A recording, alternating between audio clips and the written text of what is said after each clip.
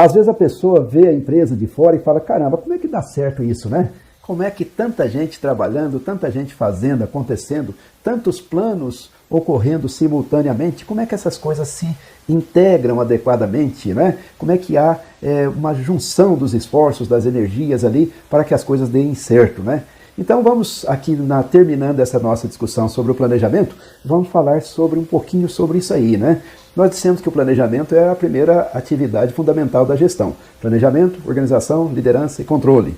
E o planejamento é o início de tudo, e já nele a gente já vai pensando nas outras funções, na organização, na liderança, no controle, né? O plano já tem que dar o elemento para controle. Então, o próprio planejamento, essas atividades, a gente apresenta de maneira estanque, né? Cada uma separadamente, mas elas se interagem, elas são amarradas umas com as outras. E elas, na verdade, são um ciclo contínuo do gerenciamento, né? A coisa não para. Então, como é que há a integração e o controle de tudo isso, de todos esses planos que nós fazemos numa empresa? A empresa tem o plano estratégico, o plano de marketing, o plano de recursos humanos, o plano lá do departamento de desenvolvimento dos produtos que está trabalhando em um novo produto, o plano lá do departamento de RH que precisa fazer o recrutamento de dois novos gerentes, até o próximo dia do ciclo, como é que vai ser? Os planos todos estão ocorrendo dentro da empresa.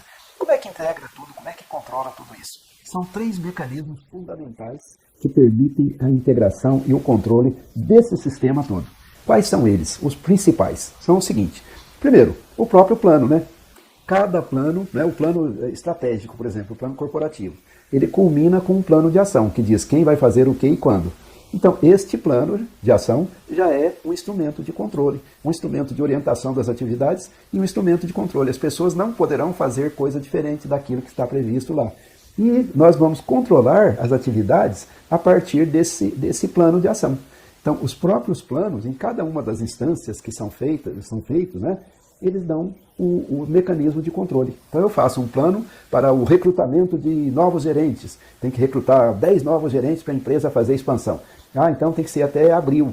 Então até 30 de abril tem que fazer o recrutamento dos novos gerentes. E nós vamos buscar fazer da seguinte maneira, vamos fazer assim, assim, assim, assado. Então aquilo já é um elemento de controle. Em cada um dos planos já há o elemento de controle. Qual é o segundo elemento? O segundo elemento vem a ser o orçamento. O orçamento e o sistema financeiro de controle. Como é que funciona isso?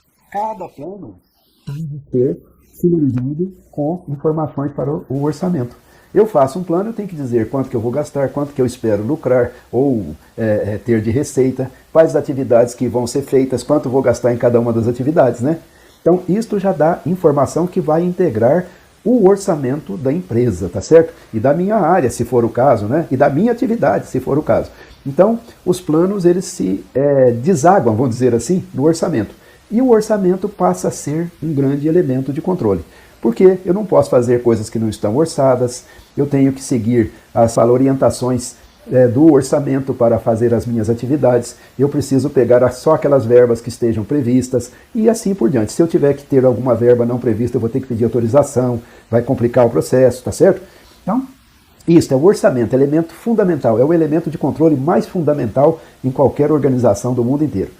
E o orçamento, ele vai, ao final de cada mês, eu faço um fechamento das atividades, um balancete. E neste fechamento eu vou comparar os resultados reais com aqueles resultados que estão orçados, com aquilo que está previsto, com aquilo que deveria ter sido feito e foi dotadas as verbas e foi estabelecida uma receita potencial e tem que dar explicação disso. Então, fazendo revisões no fechamento do mês.